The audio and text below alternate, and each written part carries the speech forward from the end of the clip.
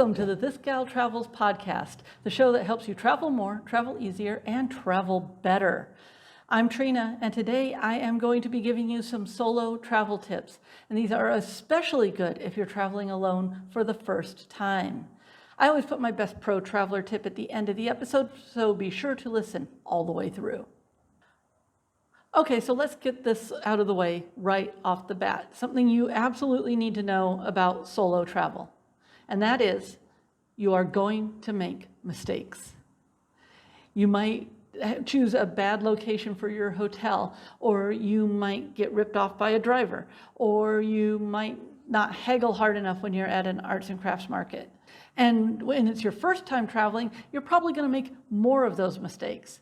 But just so you know, you're going to keep making them. They're going to continue happening. And sometimes they happen because of your inexperience, and sometimes they happen because you're tired. You haven't eaten all day, your bus broke down, you've been on the road all day, and you're just like, fine, whatever. So when mistakes happen or when things don't go entirely as planned, the thing you need to know is don't beat yourself up over it. It happens. Treat it as a learning experience and move on. Seriously, do not let a misjudgment at any given time during your trip, don't let it ruin your trip. There is absolutely no reason to beat yourself up over it. Okay, we got that straight? So you're set there. Okay, now let's talk about all the awesome things that come with solo travel. One of the first great things that happens when you commit to traveling solo is that you don't have to worry about travel partners.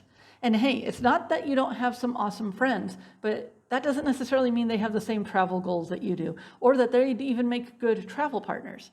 So that is one step that you don't have to worry about. You get to choose your destination, and you get to choose when you go. And in fact, that is one of the most overwhelming things, wonderfully overwhelming things about solo travel, is that you have the ultimate freedom. You get to choose where you go, when you go. And once you arrive, you get to choose how fast you move or how slow you move. Or you say, oh, hey, there's this new thing to do over here that I didn't know about.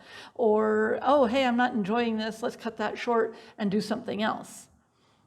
This total freedom is amazing. Because even in our daily lives, even if you live alone and you have a daily life, you probably have some sort of commitments that weigh you down and that keep you here, keep you there, keep you on schedule. When you are traveling solo, you don't have to have any of that if you don't want to. If you want to sleep in, you can sleep in. If you want to get up and go get the sunrise picture at Angkor Wat, you can go do that. It's all about what you want. And sometimes it's nice that it's just about you. Oh, and you can eat wherever you want too. You know, sometimes when you're traveling with friends, it's always, well, who wants to eat this and who wants to eat that? And I don't want this and I don't like that and blah, blah, blah, blah, blah. And, you know, honestly, it's really nice when you can just say, you know what, I'm just going to grab some food off the street over here. You know, or you might be, after a number of days, you might be like, you know what, I'm really tired of the local food. I could just go for a hamburger. And you do that. And you do whatever feels right to you. But not having that discussion every meal about accommodating everyone's taste is actually kind of nice. Another benefit to solo travel, and if this is your first trip, you don't know this yet, but it builds confidence.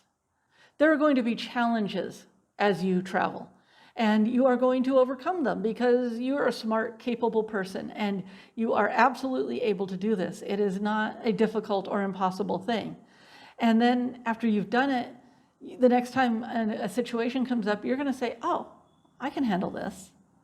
And every time you conquer a new challenge, you just grow in confidence. In fact, I'm going to say that if you do some traveling and solo traveling, you should put it on your resume or CV. It adds a layer of interest. It makes you a more interesting person. And it would even make you, as I say, I'd put it on my resume because it means you have a few skills that someone else who hasn't traveled so much might not have. Solo travel also lets you get to know people better. You will meet people, and both other travelers and locals, as you travel. And I'll talk a little more about that later. But It lets you get to know people and it lets you get into some really good conversations. And seeing other people's perspectives gives you a bigger look at the world. It makes you more tolerant, and it gives you a broader view to understand that not everything is as you were taught that it is. You generally just get a bigger understanding of the world and all those people in it. And while some of these benefits happen whether you're traveling alone or with a partner, when you travel solo, things are just more intense, and you actually usually end up with more opportunities to experience more unique things. When you're traveling solo, you have this freedom, and people know that, and you will get drawn into things. And as I say, you'll have more opportunities. So as I say, some of these are just travel benefits, but when you solo travel, you get a double or triple dose of them. And that's an extra dosage that is a very good thing. By the way, just a quick note, if I don't cover every skill that you are looking for, you might want to check some of my other podcast episodes, because what I do here is I teach travel skills. So if you want to learn how to haggle, I have a whole episode on that. If you want to learn how to deal with traveling to a place where you don't speak any of the language, I have an entire episode on that. So if I don't cover something enough for you here, you might check the catalog and see if I have it somewhere else in the library. So one of the biggest questions is always, where should I travel alone for the first time? What is the best solo travel destination? And travel vloggers all over will come up with the list of, oh, these are the 10 best places to travel alone solo for the first time, blah, blah, blah, blah, blah, blah, blah. And you know what? They are all wrong. There is only one place that you should go on your first trip, and that is where you want to go. The place that sets your heart on fire, the place that makes you get giddy with the, oh, I want to do this, and oh, I want to do that, and that sounds so awesome, I got to do that. Those are the things that when you go to travel, when you go to choose your destination, that's what you want to do. That's where you want to go. I'm going to leave one little aside here, of course. If it's a flat-out no-go zone, like if you wanted to take a camel trek to Timbuktu, you got to put that one on the back burner. You got to put the dangerous places on the back burner and move down to your second choice. But other than that, go wherever you want. You do not need baby steps. You do not need practice trips. Just go. You are capable. You will handle it. And honestly, most of the time, it's a whole lot easier than you think it's going to be. Fulfill that dream. Go on the most awesome trip you can go on. Don't wait. Okay, so let's talk about some travel planning tips. Once you choose your awesome destination, you need to do a little research right off the bat. First of all, if you are going to an international location and you don't have a passport, get that right away. Just get it started. I know that sometimes they're having delays and you just want to get that going. If you need a visa, that's the tricky one.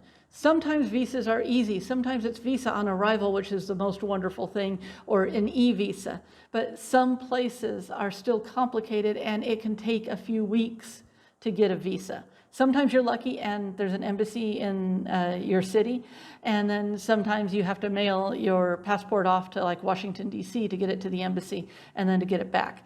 So look at what their visa requirements are very early so that you have time to plan it.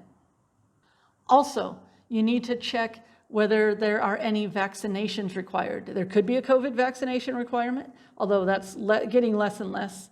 But also, you might need a yellow fever vaccination. And there might be some that are well advised, even if they're not required.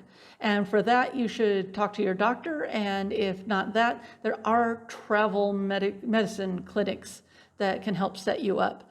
Although if you can get a list of which ones you need and decide which ones you want to get, because you don't have to get absolutely everything on the list, you know, you might check out Costco. They have a surprisingly good travel medicine department.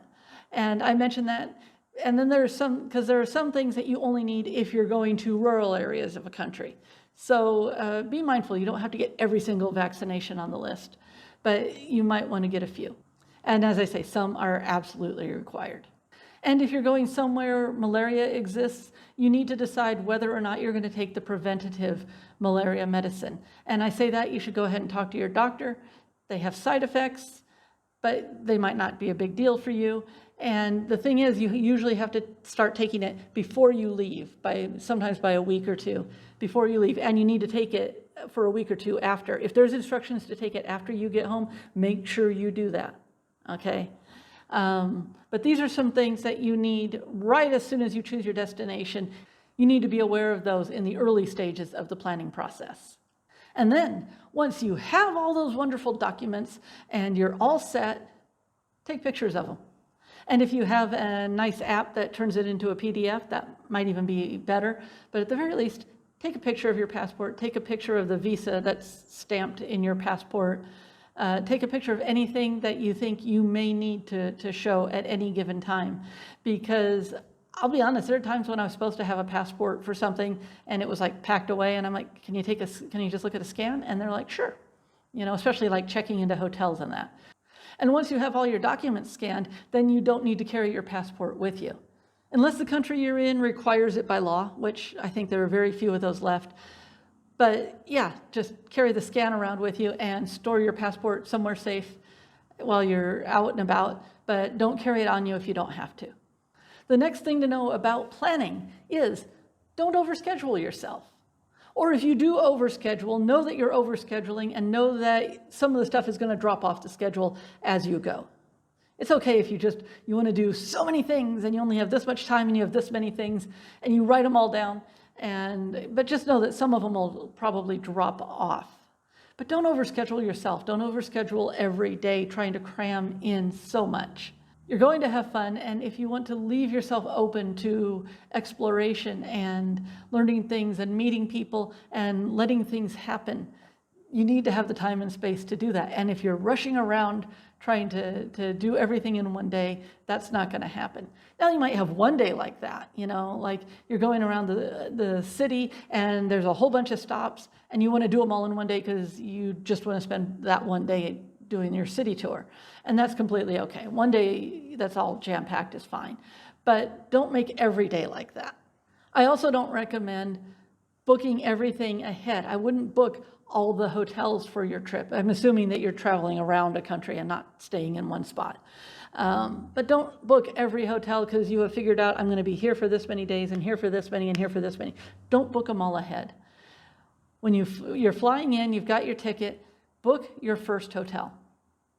And that's it. After that, book as you go. First of all, you might find a better hotel. You might be talking to someone and they might say, oh no, go over here. It's cheaper and nicer and it's a better location.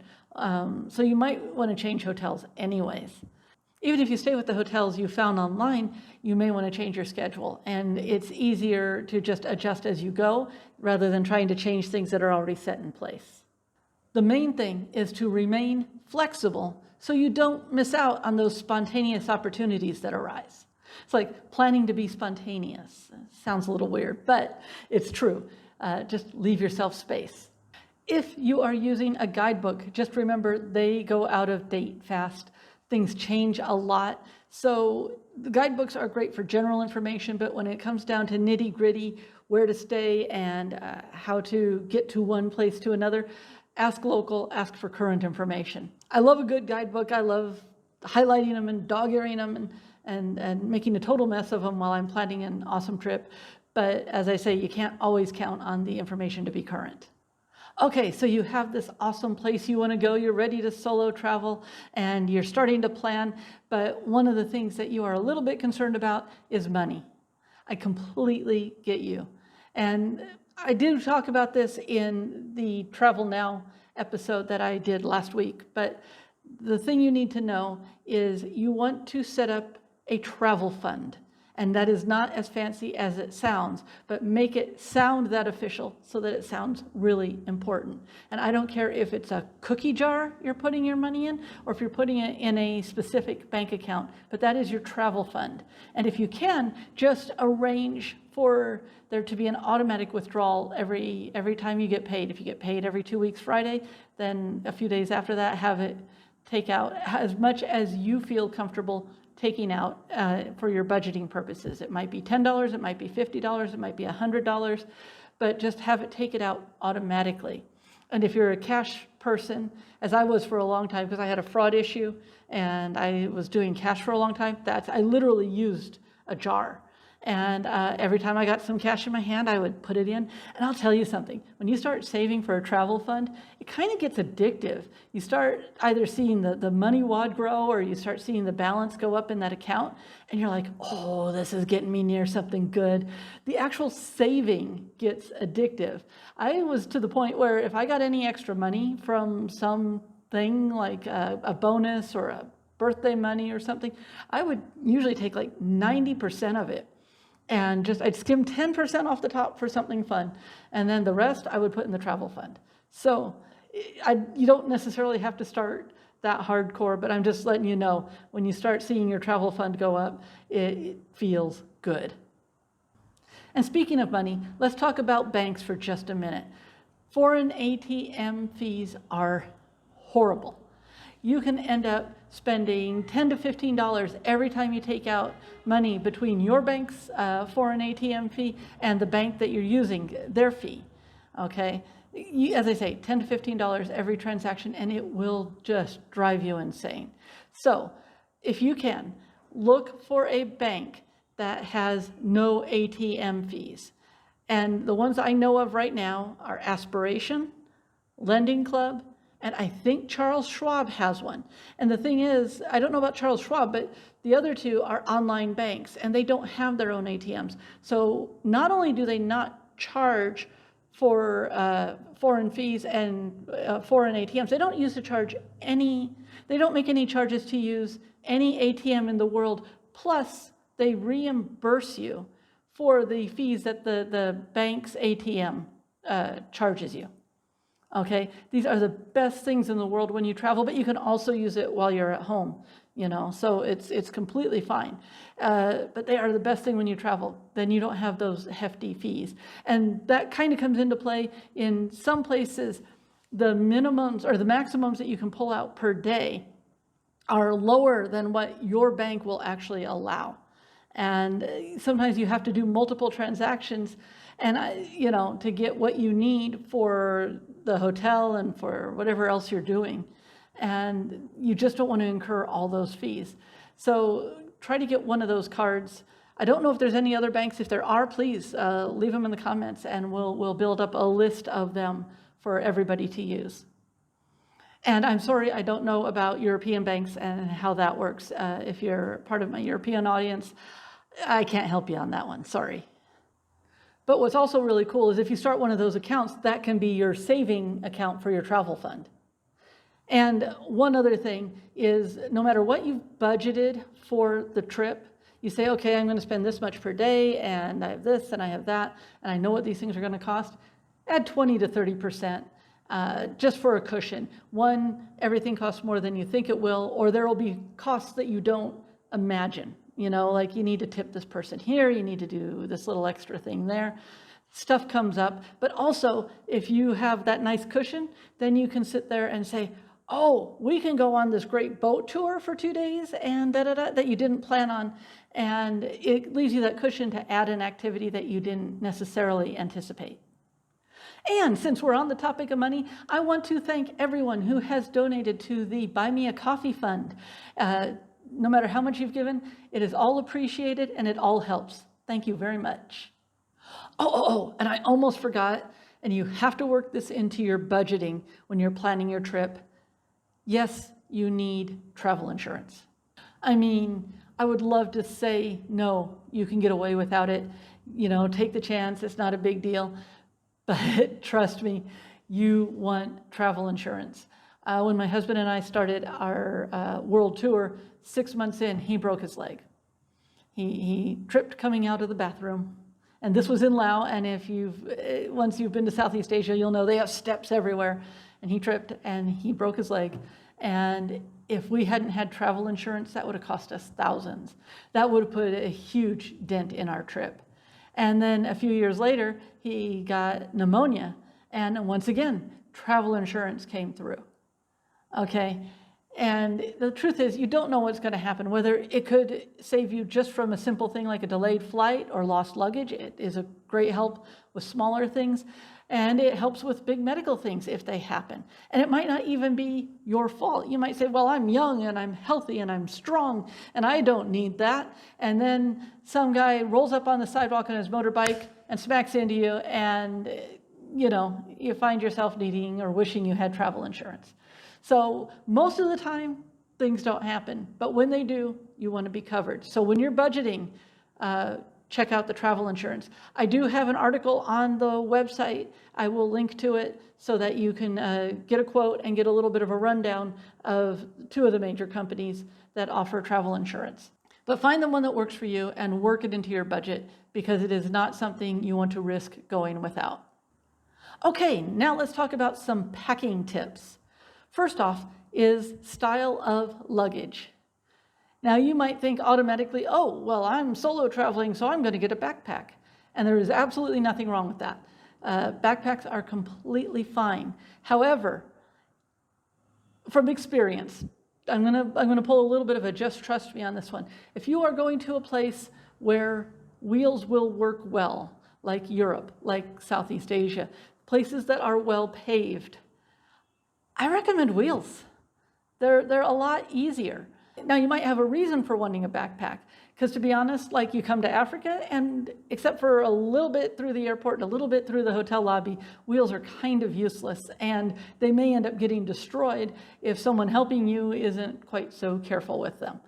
So consider your destination when you are choosing your luggage. However, the most important thing when you're packing is to pack as little as possible. And I'm serious about this. You want to carry, the less you carry, the less you have to worry about. So keep your luggage down to a carry-on size and a backpack. And not a big backpack, I'm just talking a regular old backpack. And I say to carry 2 items because depending on where you're traveling, you might end up on a small flight, and that thing that is a carry-on on some flights might end up being something that needs to be checked. And so you might need something else. You might need one that you keep with you all the time.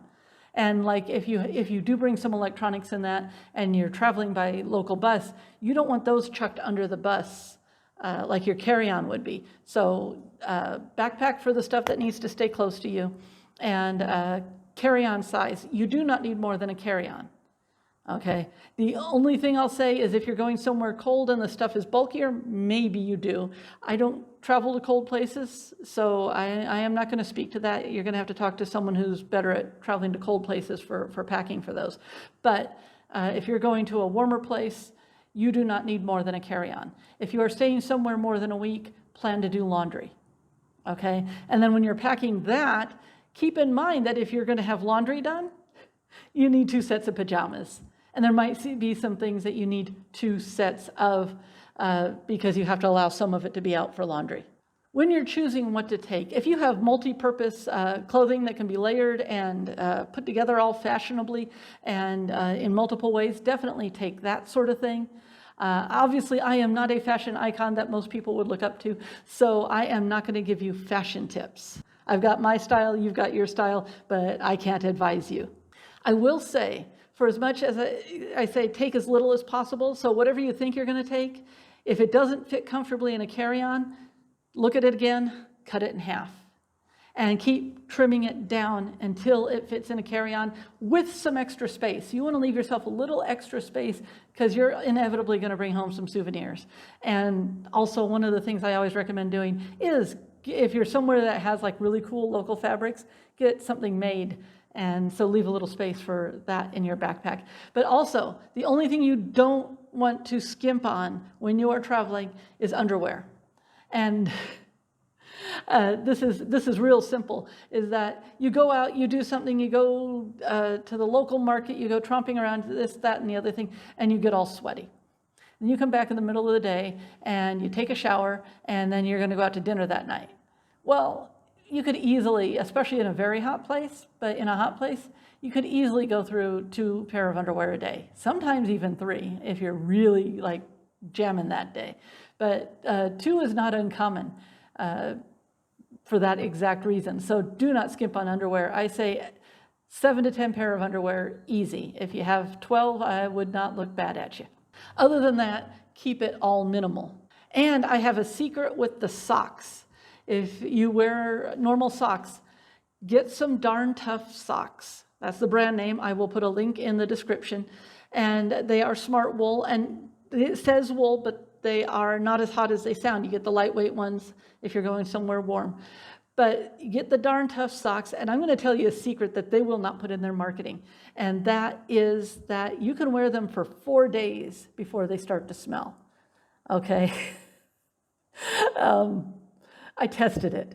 I actually tested it. The 5th day, oof, they're bad. But 4 days before they start to smell. So if you brought 3 pairs of socks, you would be covered for any length of trip.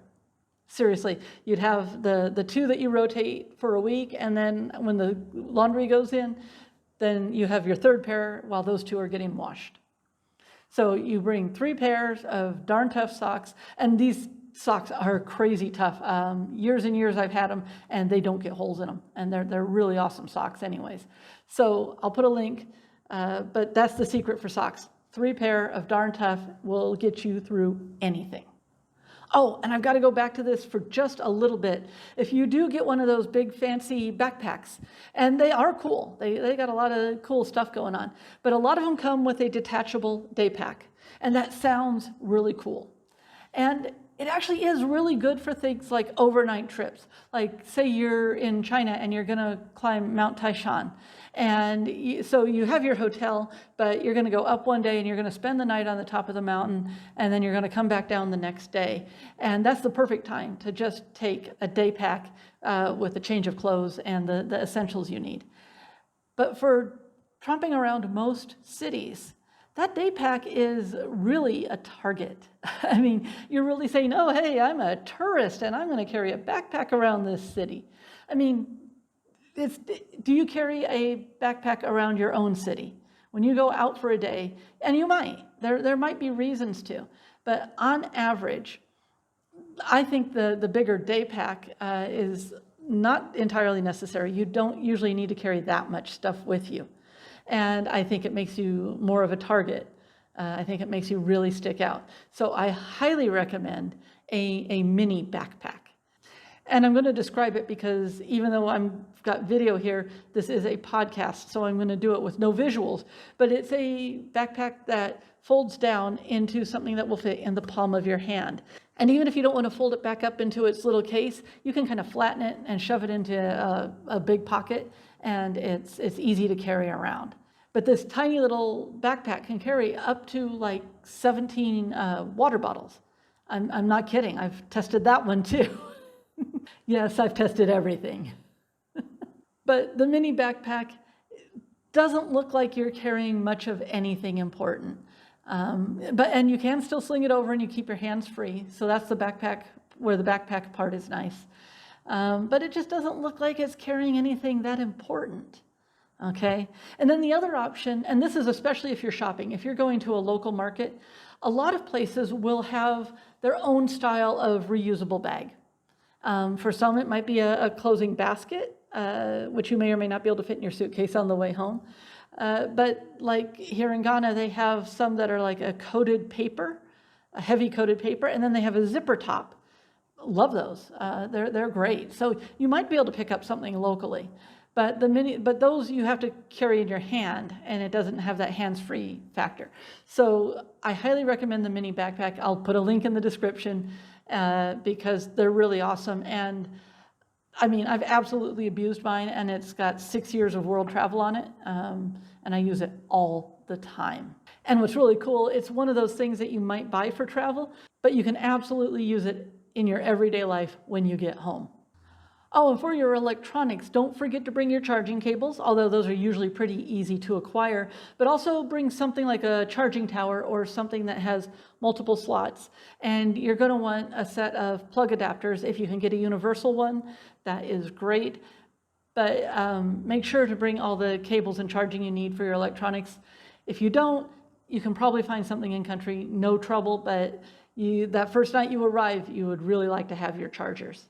By the way, if you're enjoying this podcast and getting something valuable from it, I encourage you to subscribe because, as I said, I teach travel skills and I try and do this every week, and I try and weave in a few stories and all this experience because I've been traveling for decades, and it would be really great to have you along for the ride. So here are some tips on how to make the most of your trip. First of all, try new things. Try new things even if you think you don't like them or won't like them, because you don't know until you try them. That came out good. And I mean that, like, when it comes to foods, you might say, ooh, I don't like avocado, but this avocado might taste different. Okay. You might say, I don't like okra. I'm not an okra fan myself, but here the way they do it, it might taste different. And sometimes it's just because it's grown in a different part of the world. But try everything, and not just food. Try activities, try events, do things that you haven't done before. You are traveling, you are on a solo trip, you can do anything you want. Take advantage of that. Then there are the times when things get challenging and difficult, and they happen. No matter how well planned, stuff happens. And at those moments, I want you to breathe. If you need to, just step back, breathe, calm yourself, and try and figure out the best way to resolve whatever issue is being difficult at that time. But just breathe. Don't get yourself all worked up, okay? Try not to, at least, because I know sometimes it's stressful, and I know, as I say, I know sometimes you go and you're tired or you're hot and all that. But when things start to go wrong, just breathe and figure it out. And another thing, if something does go wrong, don't let it ruin your whole day. Don't let it ruin your whole trip, okay? If it's something that you can recover from, then recover from it and move on and get to the fun. Get to the enjoyable things. Get to the reason that you're on this trip and that you're excited. Don't let one problem ruin everything for you. That is one of the best skills you learn when you travel, is that you learn to let things go a little more easily. And that sort of rolls into the next bit of advice, which is to remain flexible and be open to experience. Keep yourself available to things that may present themselves to you. When you leave yourself open, you'll have the opportunity to do so many incredible things, and you're going to come back with so many stories. And anytime you have a chance to get involved with locals or local events, whether it's a festival or you get to go to a village and have dinner or maybe do a homestay, do it. Participate as much as you can. Say yes far more often than you say no. I've said that before on this show, but if you haven't heard it before, say yes more often than you say no. Okay, I haven't covered the safety section of this podcast until now because I didn't want to give it too much importance. If you listen to the podcast of Is It Safe? You know that my position is that most of the world is safer than you think it is. And if you're from the US, it's actually a lot safer than most places in the US. So there are some obvious tips, and then I have a few personalized tips. Let me run down a few of the things that you should just be aware of. First of all, to stay safe when you travel, one of the best things you can do is the exact same thing you do to stay safe when you're at home. Whatever you do when you go out to a concert or you go to a festival or anything like that, you do those same things to stay safe when you go out shopping at a local market or into any crowded situation anywhere in the world. The safety protocols are the same. You might stash your money in a few different pockets. You take less with you. You leave your bank card at home, depending on your situation and the country you're in. You take just your essentials, and you keep your awareness about you, okay? You have these skills already. They're no different anywhere else in the world than they are at home. If you like to go out to nightclubs and bars, be smart about it. Don't get yourself crazy drunk. And don't party too hard with people that you don't know real well, okay? Just don't put yourself in a really compromised situation. Also, of course, you want to get a ride to and from the location. Don't go wandering dark streets at night alone. I mean, that's common sense, right? Okay, I'll give you one tip though, is that when you get that ride, whatever establishment you're at, whether it's a hotel, a bar, a nightclub, ask them to get the cab for you and help give directions, even if you don't need the help. And the reason for this is that means there's another set of eyes on you. That means that someone knows that you got in that cab, and it's just another set of eyes on you, and ask them to tell the driver to take good care of you, that sort of thing, because it'll put the driver on notice if the driver were to have any shady intentions. I have not encountered too many drivers with shady intentions, actually hardly any. I mean, okay, I will always say that drivers are the first ones that'll try and rip you off, and that you need to be on guard for that. But I have never had a driver have shady intentions, like doing anything like leaving me in the middle of nowhere and taking all my stuff or anything like that.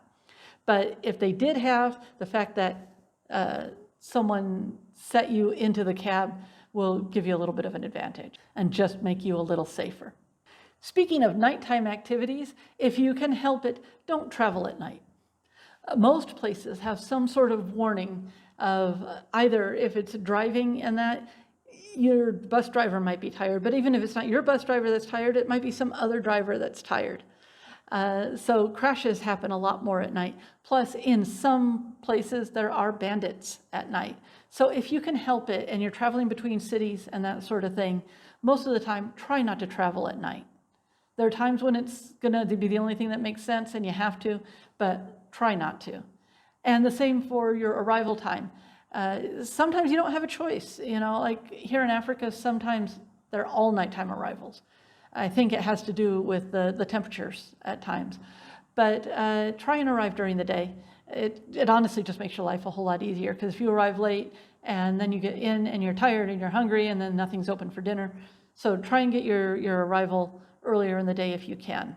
And then another tip on that, I'm just snowballing these at this point, is that if the hotel you're staying at, remember I told you book your first hotel, don't arrive and have to find a hotel, have your first hotel booked. If they offer airport pickup, if they will arrange airport pickup for you, take it.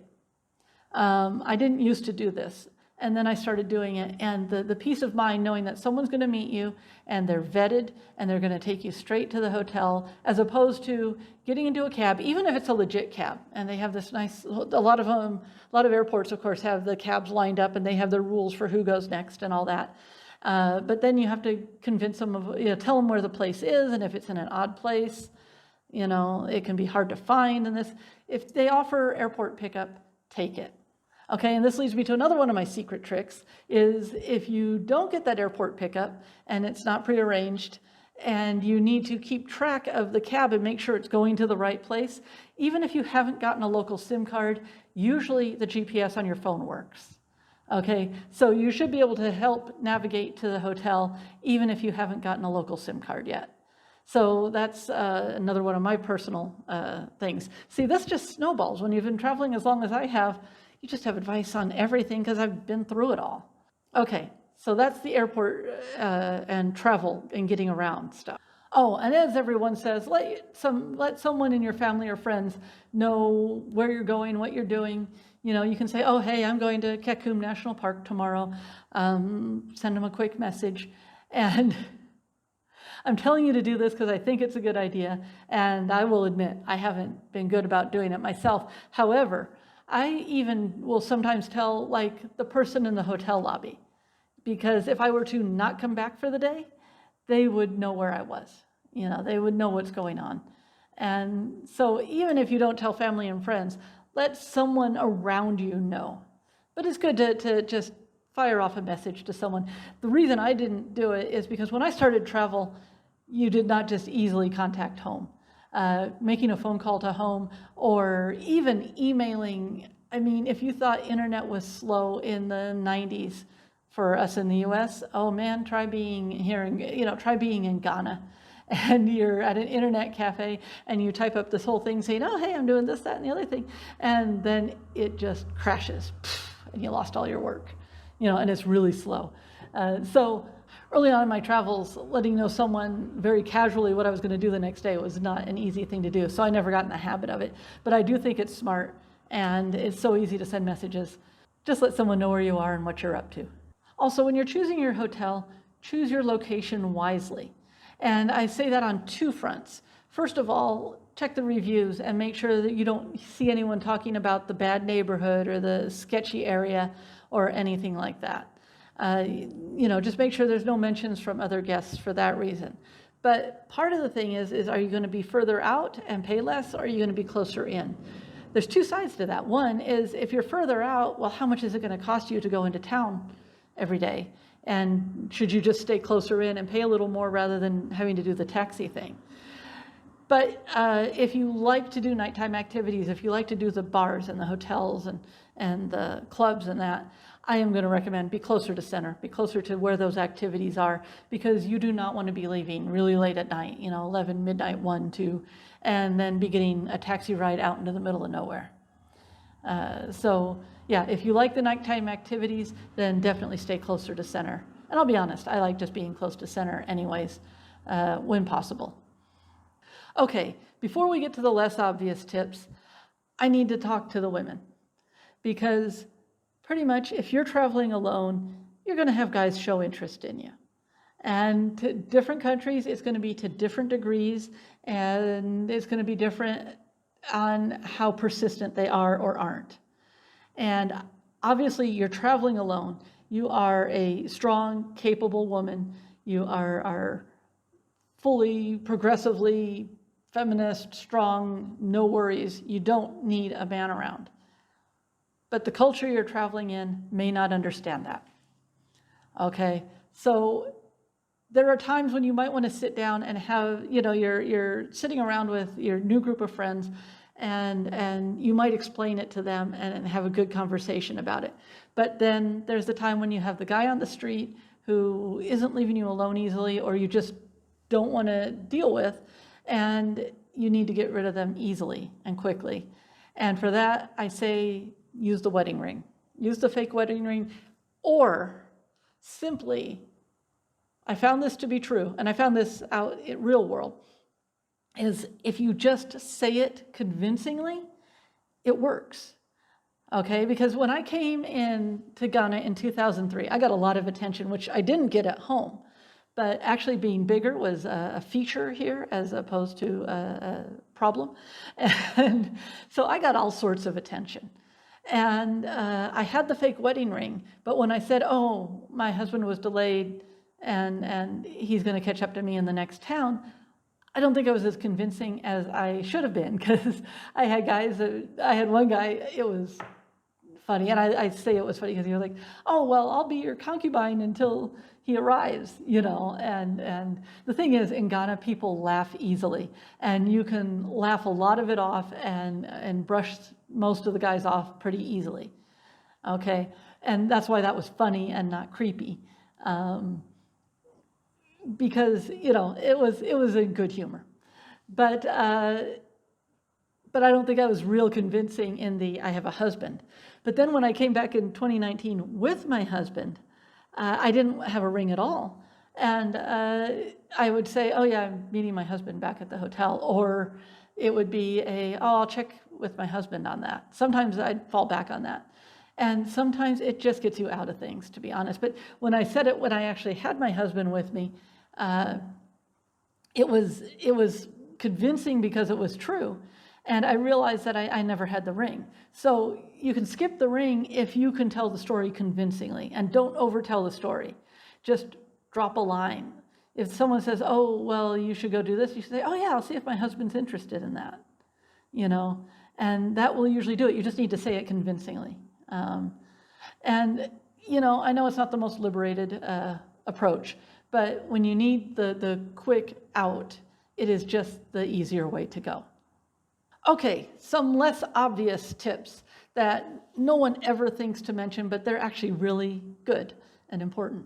And that is, when you're traveling, if something is confusing, you're not sure what to do, you're not sure how to do something, there's a simple thing. Ask for help. Don't be too proud. Don't be shy. If you get stuck and you don't know what to do, you don't know how something works, ask for help.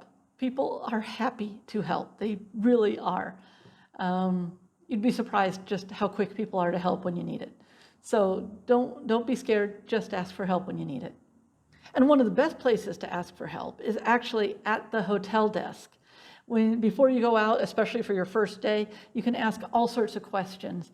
Any questions you may have, you ask at the hotel desk, and they're usually really good about giving you help there. And the other thing you want to do when you are at the hotel desk is grab a couple of business cards. Now, some places don't have them, but grab a couple of business cards, and that is so that after you've been running around all day and you're getting your Uber or your taxi back, if necessary, you can give a business card to the driver. And I say that because some of them are smart, and they'll actually have a little map on it. And even if they don't have the map, of course, the driver can always just call the number on the card and get the directions they need. So grab a couple of cards, and every day you go out, make sure you have 1 or 2 cards with you. And don't put it on your phone, because having the driver try to read it off of your phone is too challenging. Just have it so you can give them the card, and if something happens and you don't get it back, replace it the next day. But that's one of the best things you can do if your hotel has cards. Man, and I had a few more tips, but I actually already mentioned them earlier in the video. But there's one thing I need to mention, because I looked at some other people's solo travel tips videos, and they were pretty good. But there was one person's advice that I have to actually disagree with, and I'll tell you about it, because she was saying that, sort of a blend in when you can. And she admitted, she's like, she knows there's times when not everyone can blend in due to ethnicity or other reasons. And I'm glad she admitted that and recognized that. But I disagree with trying to blend in. I'm not saying you need to stand out like I do. This is my style, and I don't mind standing out a lot, but I'll be honest with you. When I started traveling, I decided that I wanted to travel to places that were as different from home as possible. Okay, so that pretty much naturally leads me to always having stuck out like a sore thumb. And so I'm used to sticking out when I travel. And then when Tim was with me, he stuck out in Asia because he was a 6-foot-tall black guy. And he stood out. I mean, he literally stood out. I never had to look hard. We were at a temple in Borobudur, and I have a picture, and his head is literally above everyone else's. So in Asia, he was the one that really stuck out, and that was always fun. And then here in Africa, I stick out. That is completely okay, because you know what happens is, people recognize you, people notice you. And there's another thing that you need to do here to make this really work. But the thing is, I'm assuming that you're already going to be doing this. But I'll tell you anyways. Be kind. Okay? You should do this every day, no matter what, whether you're traveling or not. But when you're traveling, be kind. Be kind to the servers. Be kind to the cleaners that clean the hotel room. Be kind to the person behind the hotel desk. Be kind to everybody. Just be a good human being. Treat everyone with respect. And I'll tell you, when you treat people in the service industries that are used to just not even being noticed with respect, and treat them like a human being, they will look out for you. They will help you. They will look out for you. And that goes for anyone on the street. It can be the person who works in the convenience store. But when you stand out a little bit, and as I say, I've just always stood out just because of who I am and where I'm traveling. But, when you stick out, people notice you and you have eyeballs on you. And it actually makes you safer. Because when people notice you, then someone is less likely to try something on you. And in fact, you'll have things like I mentioned, having someone from the hotel you're leaving talk to the driver. You'll have people going up to a driver and making sure that you get off in the car okay, but they'll also be like, yeah, don't rip her off. Take care of her. She's a good one. And I've actually seen that. I mean, I haven't understood the language, but I've understood the gesture. I know I've actually gotten that treatment of take care of her. So standing out a little and being kind will make you safer. You may not realize it, but it really does. Oh, and this one's important, especially if this is your first time traveling alone. Just know this. It's okay to be scared.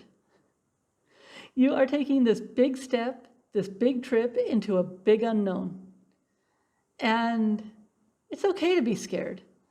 My first trip, I won't deny it. I cried when I was on the plane. Not the whole trip, but I cried some when I was leaving my friends and not knowing what I was getting into. And I'm not sure I didn't cry a little more when I got to the hotel. It was it was clean, but it was very basic. It was like $6 a night in the capital city. And yeah, it was a lot of years ago, but it was a very basic hotel. It was less than I expected. And I might have cried a little then too. But I'll tell you something. Once you get there, and once you get out and start exploring on your own, and that's when the fun starts, okay? And that fun will make all that fear just wash away. And it might not be, oh, party fun right off the bat. You might just, I just went out and I walked over, found the internet cafe, and then went to sent a message home. And then I went to the National Museum, and then I met someone, and he showed me where they were rehearsing some drumming and dancing on the beach. And just a casual first day like that, but the fear melts away, and to be honest, it generally doesn't come back. Once you get there and get going, the fear just goes away quick. So don't worry about it. It's okay to be scared. It'll go away. You'll be fine. You really will. Oh, and one of the things that a lot of people worry about traveling solo, and it really honestly just isn't an issue, but I'm going to give you some strategies anyways, and that's being lonely. Okay? To be honest, when you travel solo, in most places, people are going to come up and talk to you. As long as you leave yourself a little bit open, people are going to come up and talk to you. You're going to be interesting because you're traveling alone, and people will be curious, and they are going to talk to you. And all you have to do, just don't shut yourself down. And actually, it's not safe to anyways, but don't put your headphones in and stare at your screen and scrunch up your body. That might keep people away. Unless you're trying to keep people away, then you can use your body language to do that. But if you keep yourself open, people will approach you. If you are more introverted and you might need a little nudge for getting to know people, consider doing things like city tours. And walking tours are especially good, because then you have a little more time to chat with people. You could also stay in a hostel. Even if the dorm stay isn't quite your thing, that's okay. Most hostels also have private rooms, but the communal area is really nice, and you get to know and chat with people. And there are some hotels that might not be hostels, but they do just actually have a good communal area where you end up talking with people, or you chat with people over breakfast, and those are always really nice. You don't know that till you get there, though. That's a really hard one to gauge. But hostels, their whole point is to kind of be a more communal thing. And then you might get oh, hey, we're going to the waterfall today. You want to join us? Because they have an extra seat in the car. And you say, sure, let's go. And you have a great time. And you always have the option of using something like a meetup kind of app, something that is totally arranged so that you can meet people. It doesn't have to be a dating thing. It can just be a meetup kind of thing. And you can consider a Facebook group or whatever your favorite social media is, but Facebook is particularly good about having groups that are for specific countries. And so you might get into let's just say the Thailand travel group. There's a bunch of them. And you shout out to the group, hey, I'm arriving in Bangkok. Who wants to go out and who wants to go get a coffee? And so that can be a really good way to meet up with people.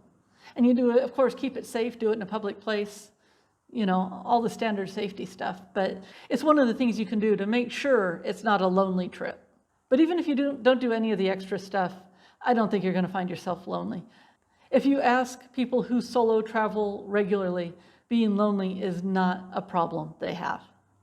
Okay, so your pro traveler tip for today, you're actually going to get 2 tips today.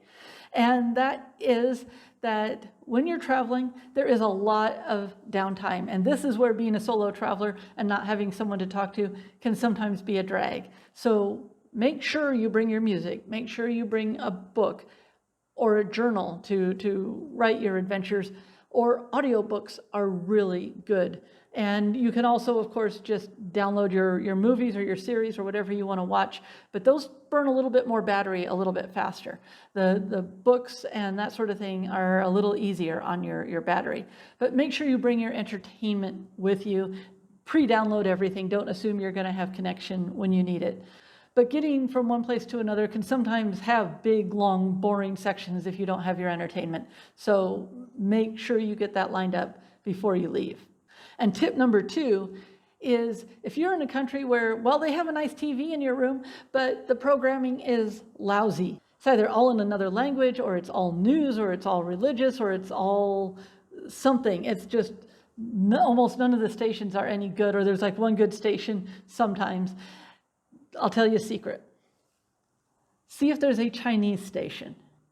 Look for a Chinese station, because Chinese comedy and Chinese action is some of the best movies for being able to know what's going on without having to understand a word of the language. Chinese cinema excels at telling the story not just in their words, but in the sets, in the music, in the entire makeup of the story and the movie. I actually got hooked on a Chinese sort of comedy soap opera thing, and I was really sad when we moved on and I couldn't get it anymore. So yeah, if you are somewhere and the TV is lousy, consider seeing what the Chinese station has on it, because you could still get a good story and a good bit of entertainment out of it. By the way, you might have noticed I'm using a different recording setup today. Please leave in the comments if you want to make any comments about how it looks for those who are watching on video, or how it sounds. I am still developing the inside studio, so please feel free to leave any feedback you like in the comments. Okay, so I hope you have enjoyed this episode. Don't forget to subscribe, and I'll see you next time.